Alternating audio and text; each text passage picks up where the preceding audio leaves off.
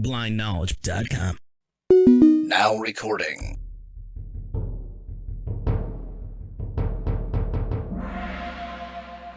The following podcast may have adult humor, swear words, innuendos of a adult nature. making fun of me. That's a given. Everybody looks forward to that. But just know that you have been warned. And we're back with another Blind Nights. This is actually going to go out today that we record, Jesse. So, Wow, that never happens, does it? It rarely happens anymore, but things have been a little off kilter. Is that the word? You can like say the it's word. someone screwed up and forgot they were going to record. I wasn't gonna No, but name you can. names, It's all right. but it rhymes with Hesse and Bessie. Can be a little messy, Yeah. you know. Do you That know was who my it name when I was that- little. What, Bessie? Messy. So, oh, gotcha. Well, that can be on the other podcast that we do, Unseen Critics. You know, shameless plug there. We can talk about the fact that you're still messy, from what we know. No, that's not true. I'm cleaner than I used to be. That's good. Except when it comes But, to coffee on top of laptops. And rice. Yeah. Oh, yeah. Don't forget the rice. You got a little bit of news, not a whole lot. You know, the website, of course, check it out. Jim and his Dungeon 23 challenge, and I got to catch back up on the whole Monster 23 challenge. I was going to say, how far behind are you? Because it's been a while, hasn't it? About a month and a half or so. Okay. Because I was not worrying about doing any of that stuff. No. But I'll catch back up because it doesn't take long to make those, especially with the elemental system. It's really, really simple. In fact, I like it a lot better than the D&D system. But, you know, of course, as you know, as soon as we finish the Dragonlance stuff, we're going to be moving to the elemental system, which I think will be a lot of fun. I think it'll be a lot Will it simpler. be easy to pick up, do you think? I honestly think so. Okay. And I have it broke down and situated where I can find rules and answers and things like that really quickly. So that is a good thing. And I'm about to put you on we the do spot. have Mitch, so you know he Well, might have yeah. some issues. Well, Mitch has issues, period. But I mean, that's just Mitch. All right. You know, You said you're going to put me on the spot. I am. Because, you know, we do the Knights of the Braille Library and the book recommendations. Yes, And you should have one. But you don't, do you? I do actually. Oh, I am wrong. Let me write that down. Hold on. I do not know how to spell this, but Richard is wrong. Huh, that's the first time that's ever happened. Huh. But anyway, so what's your book?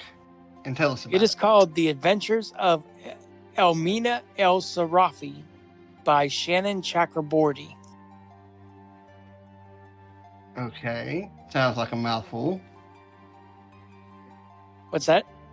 Sounds like a mouthful. It is. Do you want me to talk about it, or do you? Of course, you gotta tell us why you Okay. like it, why you're recommending it, how many it's- stars, how much it costs, it's- where you got it alright. at, on the website. Oh, okay, I'm sorry. I got It's it on been so Kindle. long. It came out, I think, a couple weeks ago, and it was written by an author. I do not remember the name of her other series, but it's about Jin, and she just went by S.A. Chakraborty. I don't know why she's going by her full name now, but Amina El Sarafi is this middle-aged pirate queen who's kind of, left pirating behind. She's raising a daughter. She's living a so-called normal life. And then this woman shows up at her door and says her daughter has been kidnapped by, they call them a Frank, but they're basically a Christian, because it's like set in like an Arab nation in like the 1500s. So she decides to take one more mission to find this woman's granddaughter, because she was offered like $10 million or something like that. So she has to get her Right. crew back together and figure this out. And it's really good. I really enjoy it. It's kind of like a light. I mean, there's adventure in it, but it's kind of like a light fantasy. It's not, super high stakes stuff like that. But it's neat seeing like Yeah. a middle-aged kind of. It's kind of like the band was a little bit. That's what I was fixing to say. It was reminding me a lot of that book. A little bit like that. It's pretty. She's a good character. Like, it's told from her point of view. It's all first person, and some guy. Really good world building and. Yeah, it's set 1,000 years before or 100 years before the woman's other series, but you don't need to have read the other series to enjoy this. I really enjoyed it. I think it's a lot of fun if you like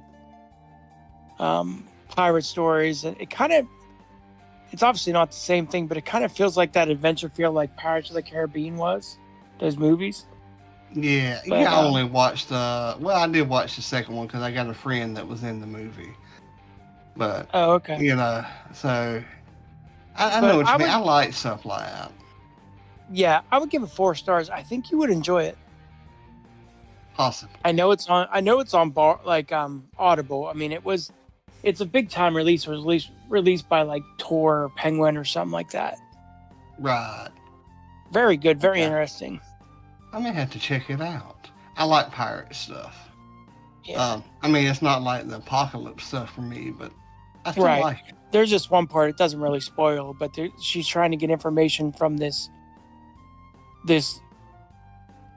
former soldier of the guy they're trying to track down. And I guess the evil guy did some kind of spell to where you can't lie, you can't rat him out, you can't, tell on him. So she handed him a purse of gold coins to pay him for his information. Next thing they know, he starts choking. Here, somehow the gold coins got into his lungs and killed him. I've never seen that happen. It's very interesting. Huh. And they I said like like it, his though. throat was bobbing and stuff like that, and yeah, it was interesting. I may have to check that out. But it's kind of cool because like the little daughter's like begging her to come home, and so she made this promise to her daughter that she'll come home and stuff like that. It's good. I liked it. Have you finished it yet, or? I'm about 85% done, I think. Okay. But it's enough to where I know not I'm too gonna. much further. Right. Yeah, I know I'm gonna like it. It ain't like that Paul Tremblay, because every time I think about reading a book by him, I love tremblay. that book. Well, no I enjoyed accounting both for books I read of taste. his: Head Full of Ghosts and Knock at the Cabin, or You know, Cabin at the End of the World. I went through my wish list because I had added all of his books because somebody hyped him up so good. I They're went through my good. wish list and deleted every one of them. Don't Head want Full that. of Ghosts Don't want legitimately that. scared the crap out of me. Well, Anyway. but my recommendation. What did you read, sir? I have read the Wardens of Visalia, and Ooh. I just finished up Fate of Wisardoms box set books 1 through 3, both of which are by Jeffry L. Kohenek. I thought you read those already. No, there's a Fall of Wisardoms and there's a Fate of Wisardoms. Yeah. I see. Okay. Very confusing. Yeah. I really, really like Jeffrey Kohenek. I personally think he's, and this is going to be taboo or probably going to get cussed out for saying this. I like him better than R.A. Salvatore or Salvatore, whatever, however you say his name, because to me, Not everything's the same. Yeah, Salvatore is like, When you get to 30 To some me, books, honestly- yeah. it's like copy and paste, copy and paste, copy and paste. That's how it seems to me. Not taking anything away from his actual writing talent, which is good, but He has the Jeffrey L. best sword fight scenes I've ever read, though. I will say You that. need to read Jeffrey L. Kohenek. Okay. Because, like, Mhm. his scenes between Drizzt and Artemis were amazing to me. But I do Oh need yeah, to read now Jeffrey. those were good, but you can get the box sets for Wardens. I actually for have the Fate first of box set Wisdom. on Audible. Yeah, and you can get them all like roughly 30 hours worth for 1 credit. Some of the best. And you said the Audible's the value. way to go. Audiobook's the way to go, right? Yes. Okay. Very good. He immediately gets you intrigued. Okay. Great world building, great characters that have flaws, because I like characters that have flaws because nobody's Everyone perfect. does. Right. Right. Yeah. Do you really, subscribe really to his good read. newsletter? I have, but I hadn't gotten anything from it in a while. Because he put out something the other day, or this was a while ago, maybe a couple weeks. He had a GoFundMe for his dog had some kind of health issues. Oh, And he had like a GoFundMe, but he also said, buy a book. right. I need to check and make sure that the subscription went through because I hadn't got anything from it in a while. Could be your spam. Yeah. It's crazy how spam actually gets through, but emails that you won't go The to funny spam. thing too is how sometimes they do get through and other times they're in spam. Like there's no rhyme or reason to it. Yeah, it is. But let's talk a little tabletop game stuff. Me and you both have run and played in Adventure Skeletons. Yes. I don't recall us having talked about Adventure Skeletons on the podcast, other than like simplistically, Raving about it. Yeah. Right. What do you I ran it think last about week, it? actually. Exactly, that's what made me think about it. What do you think about it as in a whole? Okay. I enjoy it because you could take like the craziest idea and kind of have like a kernel of an idea and play that out as everybody's role playing. Like you can create it literally at the as you go. Right. That's what I enjoy. It's very good for sandbox games. Or I almost enjoy like role playing more, like playing the game more than like the combat in it. Like I can do without. Like last time, you guys didn't have any combat really. Yeah, it's really suited for beginner players, in my opinion. A lot of fun, really heavy into role play, but you can have combat as well. I think it's good to teach people the ropes of how to role play your character and stuff like that because it is so. I think so. Yeah, so basic and generic, yet it's so fun. I mean, our group just loves it. I know. And not that we don't like other games, but this is the go-to game. It's a nice that break. we play.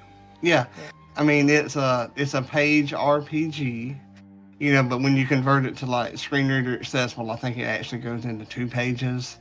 But all in all, it's probably one of the best and funnest games that I've come across, both playing and running. I mean, it takes a matter of like 2 minutes to create a character. Because like you can, for instance, like you're playing it and you get an idea and you're like, oh, I can just work this in, and you just go with it. Yeah, like I mean, you guys went on a quest last week. Yeah. Unfortunately, we cannot tell you the name of it because some kids may listen to this. And the funny thing is, we could spin that off with you guys like taking over because you kept you're talking about keeping the thing. Exactly. So, I mean, so much that can be done with it, and it can go on and continue. Kind of like, you remember Lamb Chop's Play Along? I used to love that show. Loved it. It was good, but I hated the end of it because that song got stuck in my head all the time. We'll sing it then. This is a song that never ends, just goes on and on, my friend. Some people started singing it, not knowing what it was, but they'll continue singing it forever just because. And it goes on. You got to keep going once you started. You can never end I'm doing the podcast. Well, I ended it. I'm going to be cursed now. Yes, but definitely check out Adventure Skeletons by Grant Hoet. I think Hoet. I'm not sure how to spell his last name, but all you have to do is search up for it. Maybe you have to really pronounce it. Hoet. Hatchet? Like sword. Yeah, sword. But all you have to do is search up Adventure Skeletons through a internet search and you'll find it. Definitely check it out. I know other people have run it and they love it, so it's a lot of fun to get you into role-playing, tabletop gaming, and I think you'll have a blast. If you don't, well, we'll blame Mitch. The it'll be one that Mitch's you fault. ran with the other group that met on Saturdays when we had our own restaurant was one of the most fun I've ever had with the game. Yeah. With the Taco Bell or whatever it was. Yeah, we could just turn like campaigns, not even worry about that elemental game and just play Adventure Skeletons. I'm trying to think of the voice. I did like this weird, I had a weird voice for the skeleton. I can't even remember now. It was like from I think Boston. he was like a mob boss or something. Like that kind of you had the voice. Boston accent though. Yeah, that's true. But thank everybody for joining in and listening, and definitely check out Adventure Skeletons, and we will try to catch you next week. This episode is brought to you by the Knights of the Braille and is made possible through the support of viewers such as you. Please remember to like, share and subscribe to get all of the latest information and episodes. Thank you.